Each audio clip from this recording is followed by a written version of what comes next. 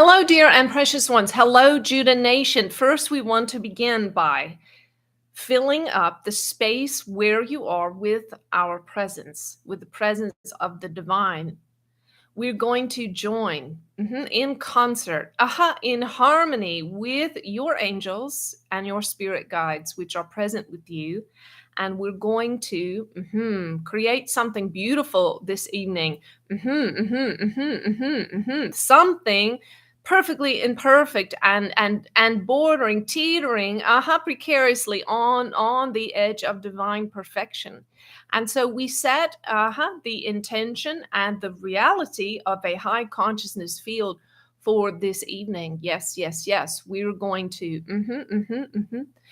bring you up into the realms of peace. So enjoy. This vessel is teaching you. Are you listening? That when you listen to beings such as ourselves, highly enlightened beings, you are entering into a high state of consciousness. You are teaching your being, your cellular structure, your mind, your emotions. You are teaching all of your parts what it feels like to be a higher dimensional being. And so in this time, you experience that. You experience the lift, the lift, the lift. You experience the courage. You experience the joy. You experience perhaps tears and release and light and illumination and click, click, click, click, understanding, you see. And so keep coming, keep listening, keep coming and listening. And if you have the luxury of being still, of being meditative, of being in a safe location in which you can really relax, drop into a deep trance-like even state as this vessel is, and receiving on a deep level. We welcome you to do that. Okay, let us begin talking about perfectionism. We would say, a dirty word in the realms of heaven in regards to the way you think of this term, perfectionism. You see, here in our realm, we see every being as perfect. Every soul is on a perfect journey. Every soul is being, the very best that they can in the moment, given the circumstances and the journey which they have been afforded. And so when we look at you, we see you as whole. We see you as perfect. We see you as, we don't think of you ever as being unhealed.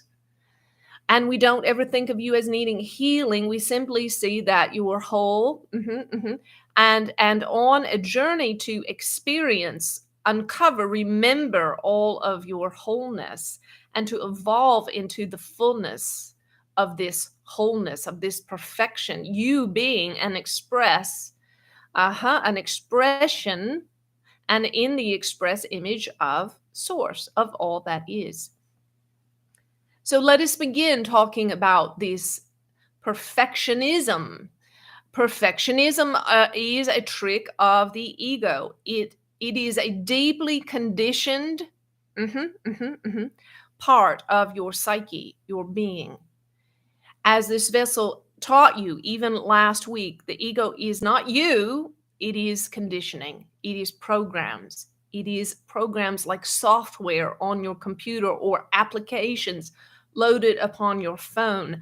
And this software, this app of perfectionism began even before you were born. Perhaps your mother tried to eat the perfect diet while she was pregnant with you. Perhaps she tried to get pregnant at exactly the right season of her life. Perhaps she wanted to be the ideal weight during her pregnancy, and people measured her belly to see how big you were or how small you were, and to project upon you the ideal standards for what you should be, even before you exited the womb. And perhaps your mother took pains to have a perfect birth with a perfect support system and environment and so on. And likely within moments of your being born, you were weighed to see, were you somewhere near this quote unquote perfect weight, and so on. And there it began. And there it began. Unfortunately, for a while, you were not privy to all this perfectionism. In your perfected state, as you were born, You were the express image of God, having just come from born into the womb, carried upon the breath and the hands of angels, and innocent and blameless and full of hope, flawless, truly perfect in our eyes and in the eyes of Source. And of course, all of you know, no matter what you looked like when you were born, your mothers thought you were perfect, did they not? Yes, of course, because in truth you were. Good. So thank you, Judah, for the introduction. So, it starts when we're so young and there's so much conditioning. And now with this new generation, my kids were the first generation to get cell phones when back then it was when they were 13, 14 years old. Now I know the last few years that I taught, my kiddos were getting cell phones in first grade. And so we are constantly bombarded with these images of perfection, right? On Instagram, social media, all over, all the visual media that we have. There's even certain things that our team at the Judah channel does to hopefully get someone's attention long enough, because we know we just have a split second or two to get your attention, to get you to stop and plug in. Right. And so there's all this, all this perfectionism, and it's an unreasonable standard, and it's simply lies. You see, there's so much beauty in each and every one, each and every body shape, skin color, each and every skin tone, each and every inflection of the voice, every eye color, every hair. We know all the hairs on your head, but there's so much competition and comparison. And it is a ruthless system. And this ruthless system produces insecurity, fear, and self-hatred. And to expose yourself continually to the media and into all of this ploy of perfectionism is to abuse yourself, we would say, to absolutely abuse yourself. And we hope you will divest yourself completely, if you can, of all of this nonsense. Good. Thank you, Judah. So, Chuck, do you have anything you want to mention on that? I know that since COVID, especially, these young women particularly are just falling into states of hopelessness because they view all of this supposed perfection in social media, and they know that they cannot measure up. And so they begin to feel depressed and suicidal. We're losing a lot of beautiful, beautiful souls to this sort of pressure. You have anything you want to share on that? I don't think so. Okay. So, so what have we learned through this conditioning? Well, we've learned that we must perform. We must perform and continue to perform. And if we don't perform, we won't be loved and accepted. And if we're really lucky, we might be loved if we perform well, if we're perfect enough. And if we're not loved, if we can't find love, then we'll accept approval in its place, approval or pats on the back. And so we learn to earn love and then to keep performing in order to keep it coming in. And we all know this from the research. Little babies that are born in war-torn countries, they lose their parents and they wind up in orphanages with not enough hands to hold them, not enough caregivers to love them, hold them, give them the nurture that they deserve. And in many instances, they literally die. And it's not because they're not fed or changed or in a safe environment, but it's because they don't have someone to love them, to hold them, to nurture them. So we can be like these precious ones in our own ways as a result of this conditioning in the culture. And so we learned that our flaws are not acceptable, that we should hide them, right? Hide them or amputate them. And whatever we do, not to let anyone see our imperfections. And so we also repress emotion. We repress emotion that is seemingly unacceptable, like anger or frustration. Poor Chuck, man. When I came around, having been a good Christian girl all these years and believing that anger is wrong and that I shouldn't feel anger or ever hurt anyone with my anger. Um, and of course, we don't want to hurt people unnecessarily, right? But we do all this and repress all this anger until we're just like a ticking time bomb. And that's why, people are like pastors and people like that. They have the best of intentions. I don't think they're evil when they suddenly freak out and have an affair or kind of blow up in some way. We see them all over the news. God bless them, bless their hearts, right? Because they're forced to repress in order to project this perfect image, perfect job, perfect house, perfect education, perfect spouse, perfect mate. So many single people I meet are so lonely. Oh, I love you guys, and I'm sorry that you're so lonely. And sometimes we just need to throw out our laundry list of the perfect mate. I think if Chuck and I probably knew the truth about each other, I mean, on the outside, we just weren't the perfect pair, right? But in truth, we really are the perfectly imperfect pair for each other. So the ego tells you a lie, the ego being your programming. And this is the lie: if only blank, then I would finally be happy. This is the lie of perfectionism. If only blank, then I would finally be happy. If only I could go to that school. If only I could have that job. If only I could get that raise. If only I lost 20 pounds. If only I was whatever, right? And the energy behind all of this perfectionism is fear. It's a fear of not being loved. Yeah. And so the ego's lie says, I don't measure up, so I better get busy fixing myself, changing changing me, changing it, changing him, changing her, fixing it, fixing me. I'd better get busy knowing something new or different that I don't already know, because what I know has brought me to here and it's not been good enough because I'm still not perfect, right? And I don't measure up, so I'd better put in more effort. And so we get caught in this performance oriented cycle where we're just efforting, trying, efforting. And there can be so much pushing and resistance in that. Like we were talking about last week, it's like Sisyphus trying to push that boulder up the hill.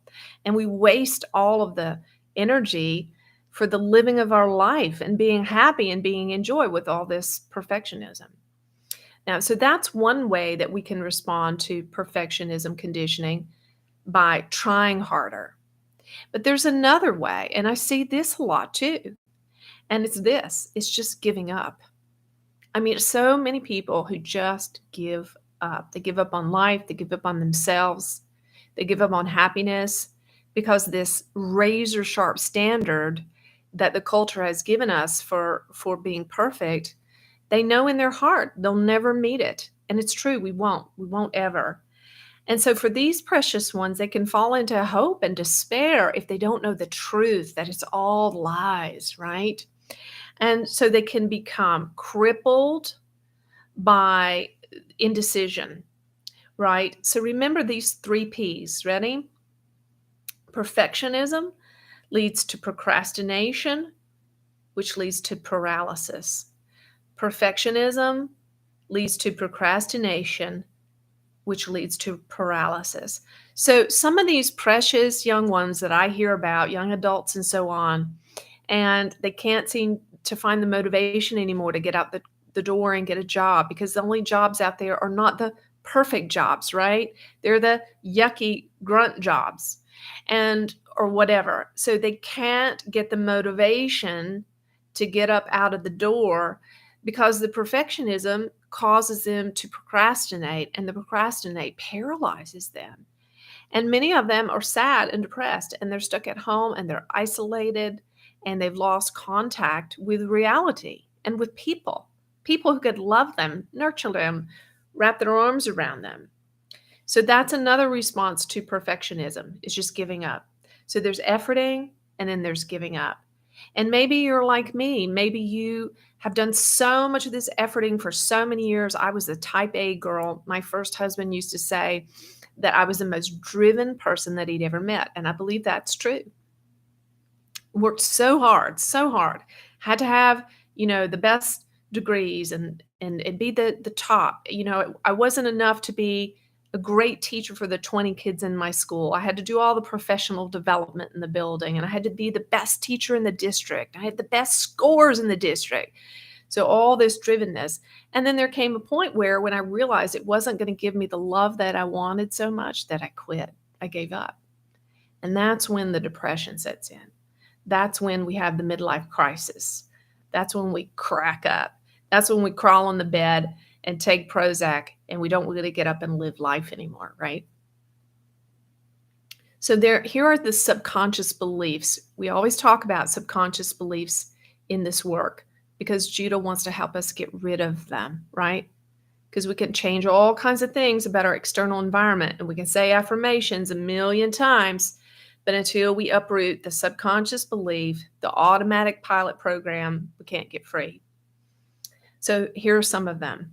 I am separate from love. I am separate from love.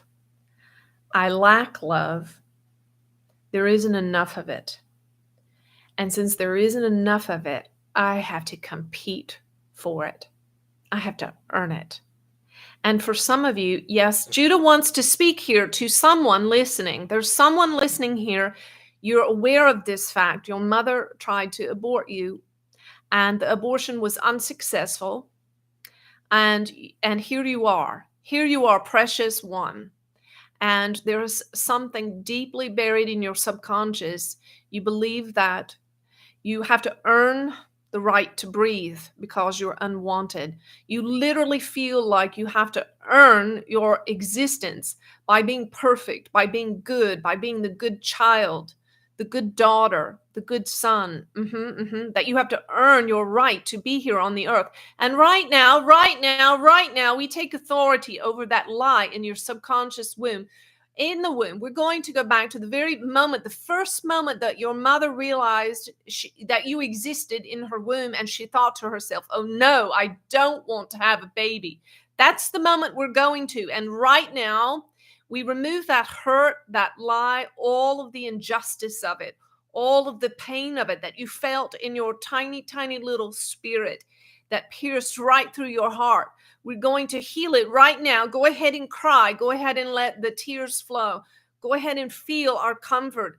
Know, dear, that we love you. We love you. We love you. And yes, your mother loves you even now. And she simply, was lost and unsupported. And it had nothing to do with you. But now we're going to heal this place in you in all realms of time and space. We cast out rejection. And we release you now to receive love and to release your drivenness in perfectionism. Good, wonderful. I'm very thankful for that. If you're that person, I'd love to hear from you. Okay, so perfectionism thrives on competition and comparison. It is a form of self-abuse. Little things, little ways to break perfectionism. Don't make up your bed. Leave your socks in the middle of the floor. If there's dirt on the floor, leave it there, right? Leave your dishes in the sink overnight. I don't know what it is for you, but begin taking small actions. And if you feel especially uncomfortable, when you leave those dishes in the sink, then you know you're making progress. If it makes you feel anxious to leave the dishes in the sink overnight, then you know that's an area where you can break free by doing something different. So perfectionism causes us to be overly serious about everything. That's me talking to myself here. So remember the mantra that we learned a couple of weeks ago? The mantra that we say for the ego? So what? So what? So when we start getting overly serious, we can remember saying, yeah, so what, right? Here's some mantras that will help you with breaking perfectionism. It's good enough. So when Chuck and I first started dating, we'd be doing some kind of job around the house or in the yard or something, and I would think we needed to put in a little more effort on it. He would say, it's good enough. I thought, what the?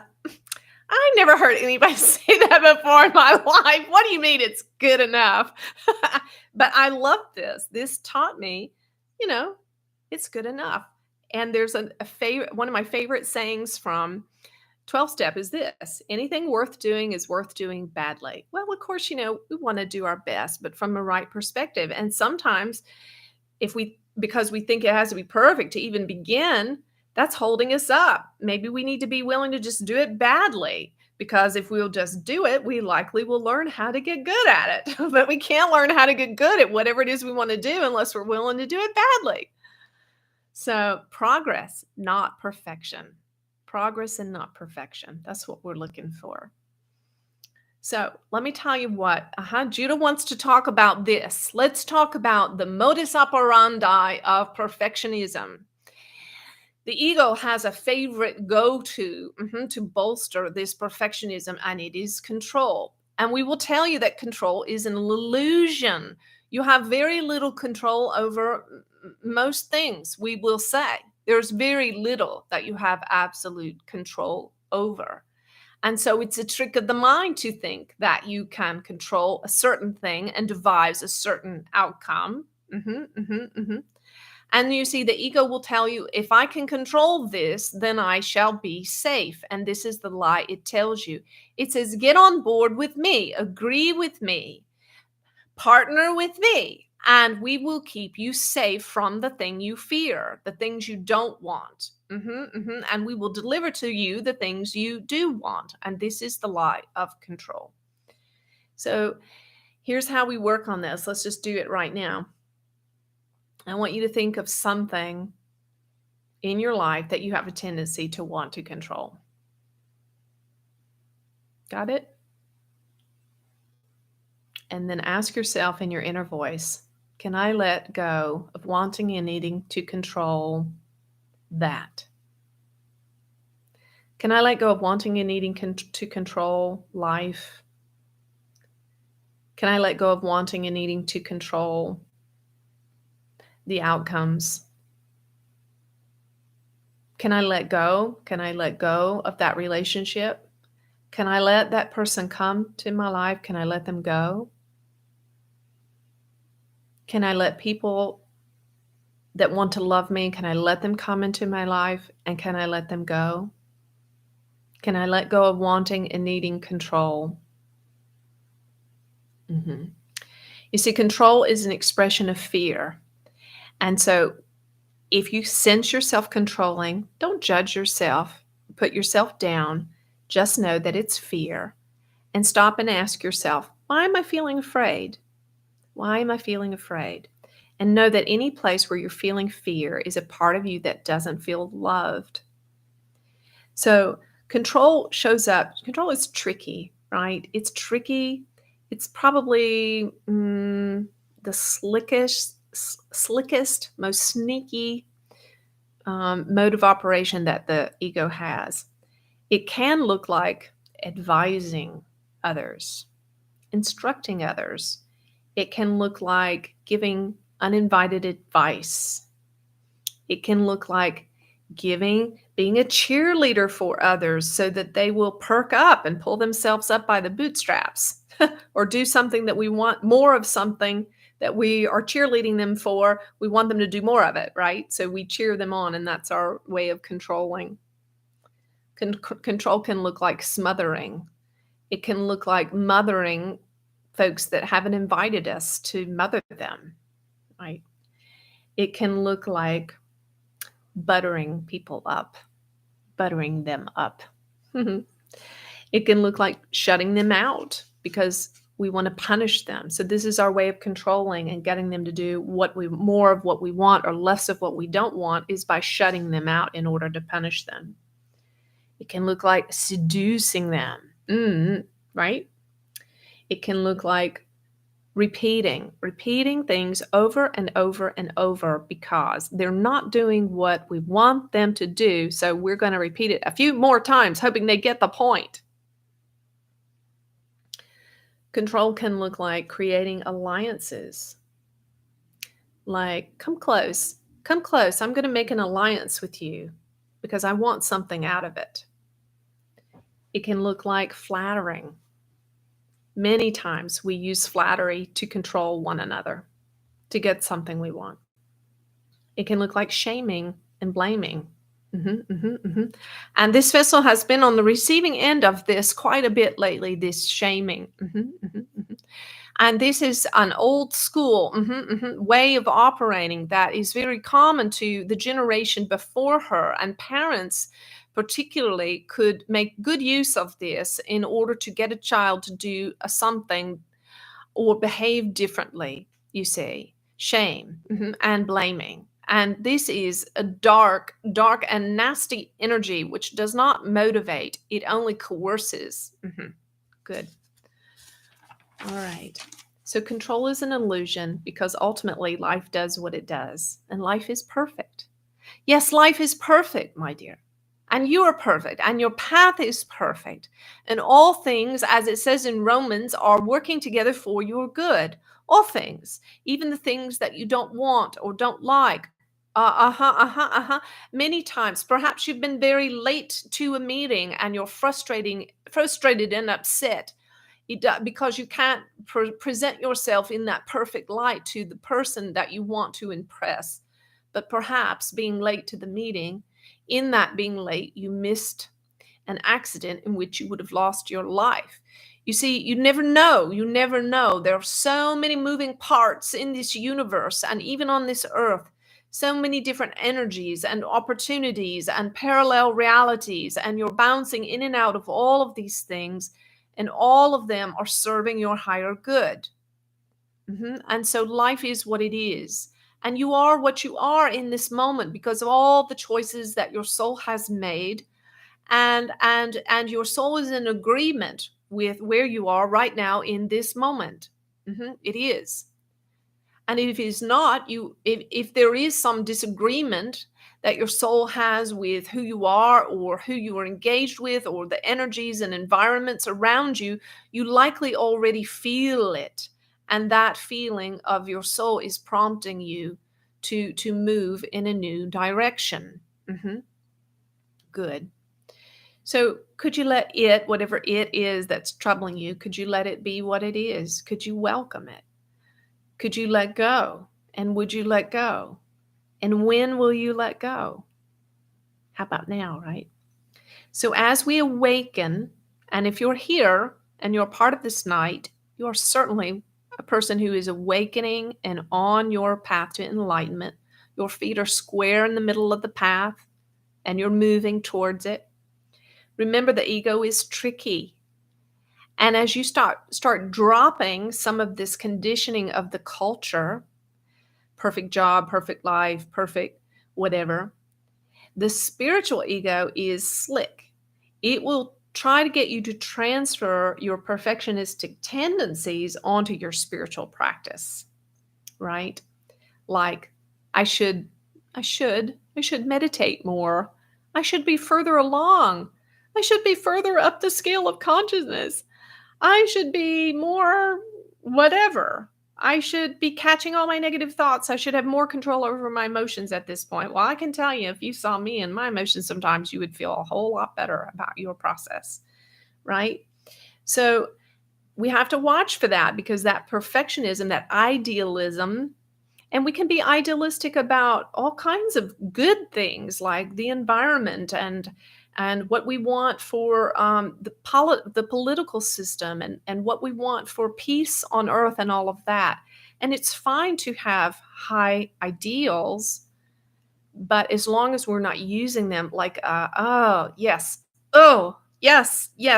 like chains or a choker collar around our neck. Oh, goodness. I saw that like a dog collar around our neck. It's gross. There's a verse in 1 John that I love, 1 John 4:8. It says, there is no fear in love, But perfected love drives out fear because fear has to do with punishment. And the one who fears has not been made perfect. So now we're going to shift. We're going to start talking about this true perfection of the soul, which is your birthright, which is who you really are. And there's nothing you have to do to attain it. All you have to do is remember it. So let's dig into this, what John was saying. There is no fear in love. That word love there means agape or divine love. There's no fear in it. So if you're in a relationship and you're feeling fear or insecurity because they're not paying enough attention to you or not responding to you or they don't bring you flowers anymore or whatever it is you're freaking out about, right? That fear is an indicator to you of a lack of love in yourself, a love for yourself, and giving love and freedom to the other. Because you see, real love is not just the coming close, it's also the giving of freedom to the other, right? But perfect love drives out fear. And that word perfect in the Greek means whole, whole. So it doesn't mean what all the things we've just been talking about that the culture tells us. It means being whole. So a whole love, a complete love, a divine love drives out fear. And that those words there, drives out fear, actually means to throw out in the trash. So see, there is a wholeness in divine love. When you step into divine love, when you experience it, when you know yourself as that, this is what I am. I am love. I am divine love. I am whole, blameless, perfect, innocent. I am divine love. That has a way of just tossing fear out of your vibrational field, out of your auric field, out of your thoughts, out of your experience, like throwing it in the trash. That's what love does. When love moves in, fear moves out. When love comes in, fear is driven out. There's no place for it anymore. And the last part of this verse says, the one that who fears is not been made perfect in love. So when we're afraid, then we have to realize that we've bought into the lie. Because the truth is, we are perfect in love. We are perfect in love. So I want to let Judah channel about this perfect love and bless us with some of this love before we jump into the other parts of the night. Yes. And so we want to, yes, speak to you that you may feel, even tonight, you may feel completely alone, like there's no one on the planet who loves you, who knows you, who is intimate with you, no one to give you attention, to look in your eyes, to listen to you, to hold you. And that may be the truth of your reality. And this is what we want to say to you. The truth is, you are love itself. You are the embodiment of love. There is so much. There is an inexhaustible source of love in you, inexhaustible source of love in you. And once you feel the endowment of this love, once you feel it spreading like warm fire all through your physical being, filling up every cell, filling up your auric field, filling up all around you like white light energy. It is you, dear. You are love. You are the very love of God. You are the divine expression of love in the earth. And you see, you need no one to experience this. And were someone to come near you right now in this moment as we speak, they would be overcome with the love that is radiating from you. It is you, dear. You are love. You are perfectly loved, and you lack nothing. And when you trust this, when you have faith in this, when you own it and embrace it, you will find ones being drawn to you, and you will find the courage to step across your threshold and get out into the world and find someone to love. You see, there's nothing wrong with you at all. You're perfectly imperfect. You're exactly where you need to be. Anything that you don't like about your life, you can shed it. You can shed it. You can shed it like a snake sheds an old, dead, dry skin, because it is not who you are. Who you are is love. And we want to say to you, if you feel lonely, that loneliness is a lie, because you are full of all that is, and you are unified with this vessel, with us, and with everyone who is present here tonight. And may the love of angels surround you all around. Know that we are with you all the time, ever present. When you don't feel us, it is because you have been caught in lower realms of thinking and experience, in the lower realms of consciousness. But we are still here, even when you don't have the experience of us. There are times when this vessel is clearing old historical pain and energies from this life and others, and she cannot feel our love. She cannot sense love. She cannot experience herself as love, and she cannot feel it even from those who have it to give, because this is the way of the lower realms of consciousness. But she's been through this enough times to know that when she crosses through to the other side, there we will be. There we will be. And she will once again feel our love. And so we are going to fire your hearts right now. Put your hand over your heart and feel our fire spread all across your chest, all across your heart chakra. And yes, yes, yes, open the heart to love. Let go of perfectionism. Drop it, drop it, drop it like a fiery hot coal. Let go of it. Let it go, let it go, let it go. And know that you're loved just as you are. And now then do what you want. Do what you want. Don't do what you think will make you better than what you are, or different, or no more, or whatever. Don't do those things. Instead, do what you want to do. Do what makes you smile. Do what makes you happy.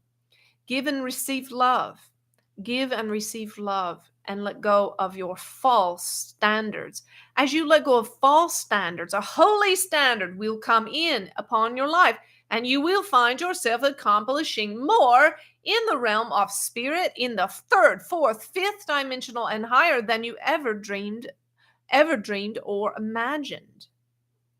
You will find yourself being perfect from the standpoint of heaven. Mm-hmm. And this perfection, this heavenly perfection, manifested in your imperfect human experience, will be transformational for those who are in your presence. Yes? Good.